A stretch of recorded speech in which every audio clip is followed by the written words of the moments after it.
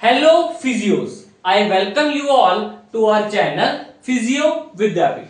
We are back with our next lecture on shoulder complex biomechanics, and here we are going to study about motion of the glenohumeral joint. Okay, so as you all know, my name is Vijay Kumar and let's get started. Motion of glenohumeral joint. You all know that glenohumeral joint is a synovial joint that is of ball and socket type. Okay, so it is what type of joint? It is ball and socket type of joint. So it will have degree of freedom which is equal to 3. Okay, and that is 3 rotatory motions and 3 translatory motions. Okay, 3 rotatory motions and 3 translatory motions are present. Okay, so here ball is the head of humerus and socket is the glenoid fossa. So first of all we will study about the 3 rotatory motions. These 3 rotatory motions are flexion and extension, then abduction and adduction, then medial rotation and lateral rotation. Okay, last is the medial rotation and lateral rotation. So this one is flexion, this one is extension, this one is abduction, this one is adduction, this is medial rotation and this is lateral rotation, or it can be like this, medial and lateral rotation. So first of all we will study about flexion and extension. How can you define the flexion? Flexion involve forward and upward motion of head of humerus in glenoid fossa. So this flexion involve forward and upward motion or the movement of glenoid of the head of humerus in the glenoid fossa, while extension involve downward and the backward motion of head of humerus in glenoid fossa. So definition is clear. Flexion is forward and upward motion and extension is backward and downward motion of what? Of head of humerus in the glenoid fossa. Now can you tell me the plane of motion? In the motion occur in which plane? So the plane is the medial plane or the sagittal plane, and the axis is the coronal axis or the frontal axis. So here I will write about plane and axis. Plane is medial plane or sagittal plane, axis is frontal axis or the coronal axis. So till now what you have studied? You have studied that what is the motion, its definition, along with it plane and axis. And next is the range of motion.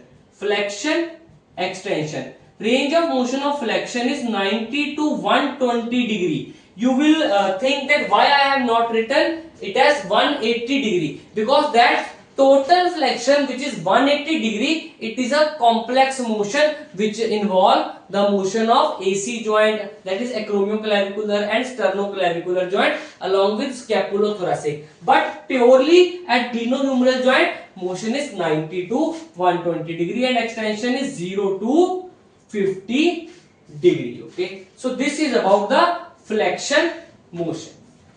So our next motion is abduction and adduction motion. This is abduction and this is adduction. Abduction is defined as the motion of head of humerus away from the midline. Okay, it is away from the midline, while adduction is the return motion, that is toward the midline motion. And how can you tell the plane and axis? So plane and axis. So the plane is the frontal plane or the coronal plane. Okay, and the axis is medial axis or sagittal axis. So plane is frontal plane, also called coronal plane. Axis is medial axis or the sagittal axis. And can you tell the range of motion? Okay, range of motion of abduction and range of motion of adduction. Abduction is same as flexion, that is 90 to 120 degree. Okay, so this is the pure motion of the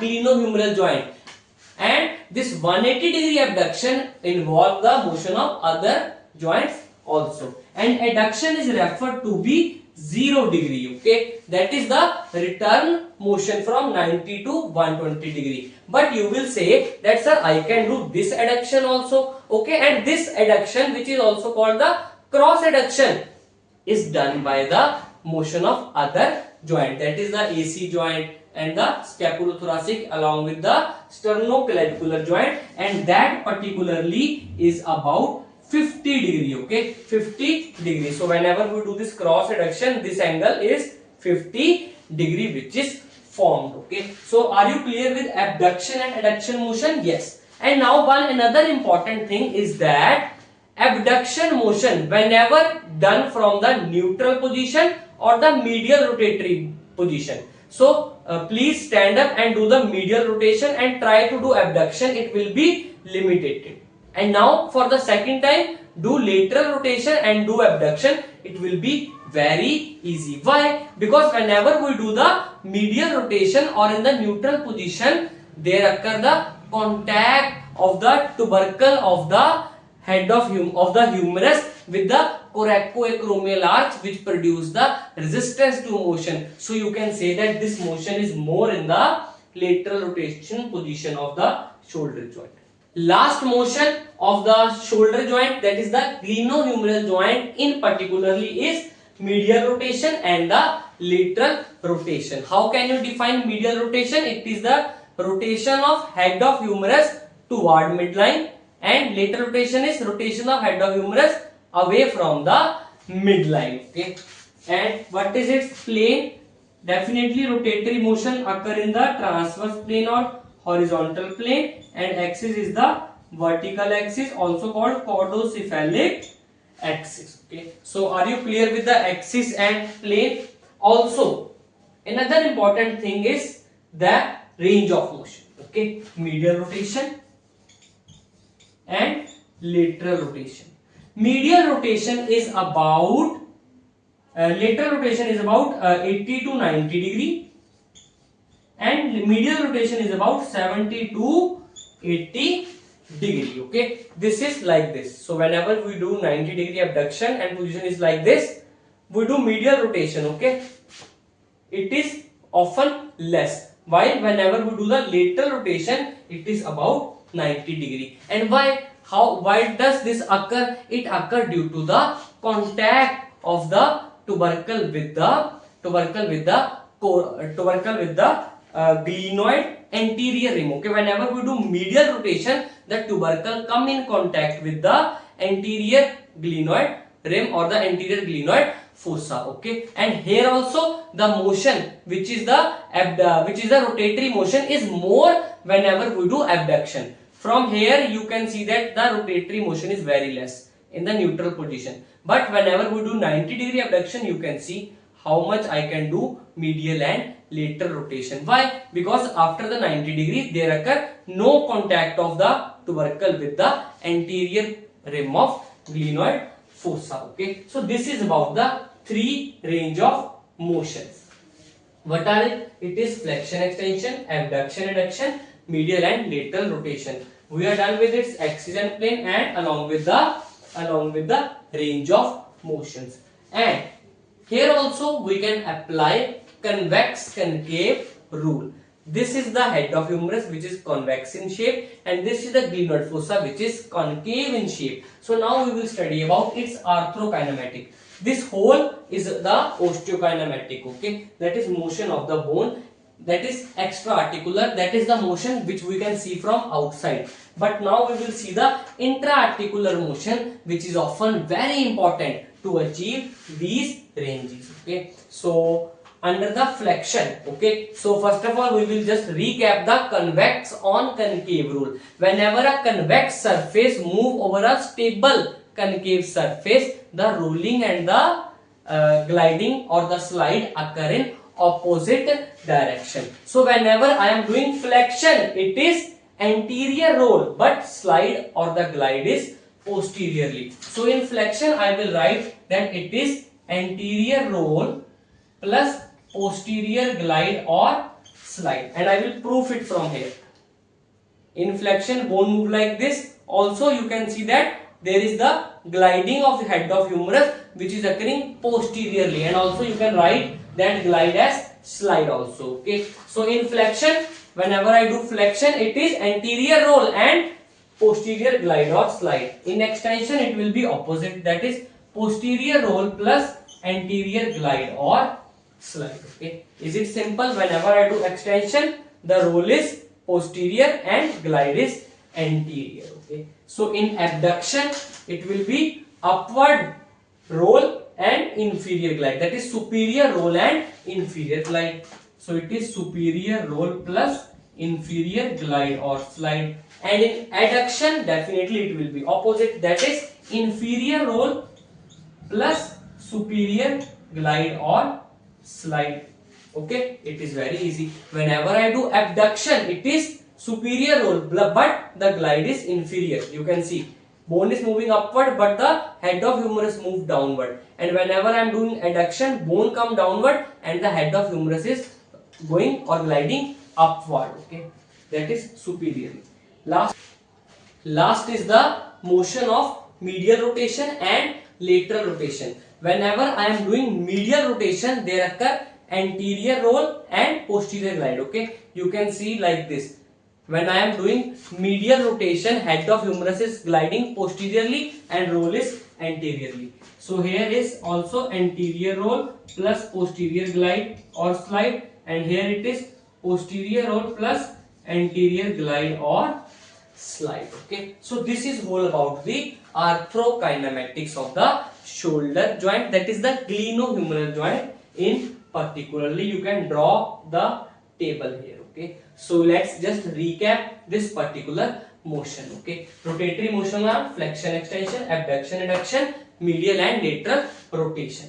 The plane is medial plane and sagittal plane. Axis is frontal axis or coronal axis. Here plane is frontal plane and coronal plane or the coronal plane. Axis is medial or sagittal axis, and rotatory motion, you know, it occur in transverse plane and vertical axis. Range of motion are simple and easy to remember. Okay, remember this cross adduction point, and also remember that abduction and adduction is less in the neutral and medial rotatory position. Why? Because of contact of tubercles with coacromial arch, while rotation is less in the neutral position because of contact of tubercle with the anterior part of glenoid fossa or its anterior rim. Okay, so with this we are finishing the rotatory motion.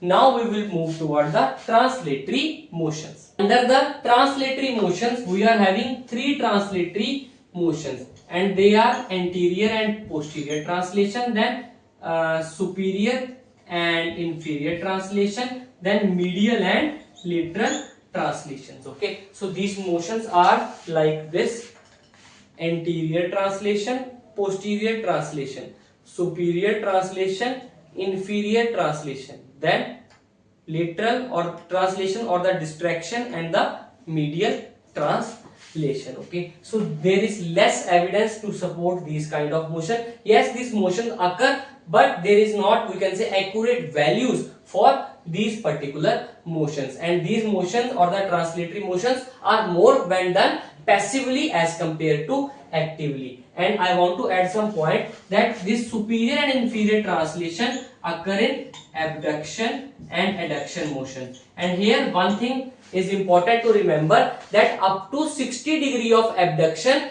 there occurs superior translation, which is 1 to 2 degree or 1 to 2 millimeters. Okay, so whenever we are doing up to 60 degree of abduction, there occur 1 to 2 millimeter superior translatory motions. Okay, and medial and lateral translation occur with the medial rotation and the lateral rotation. Okay, so they occur, we can say, side by side. Okay, so they occur concomitantly.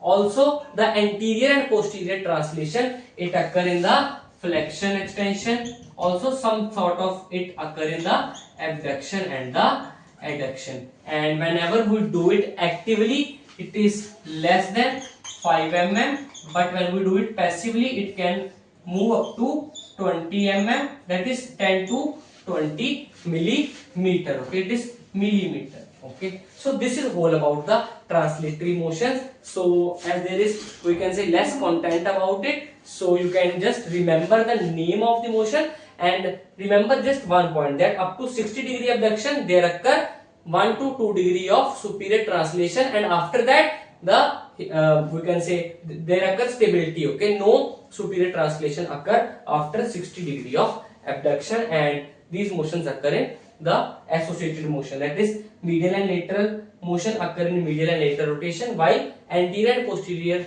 translation can occur in abduction, adduction, and flexion or and extension.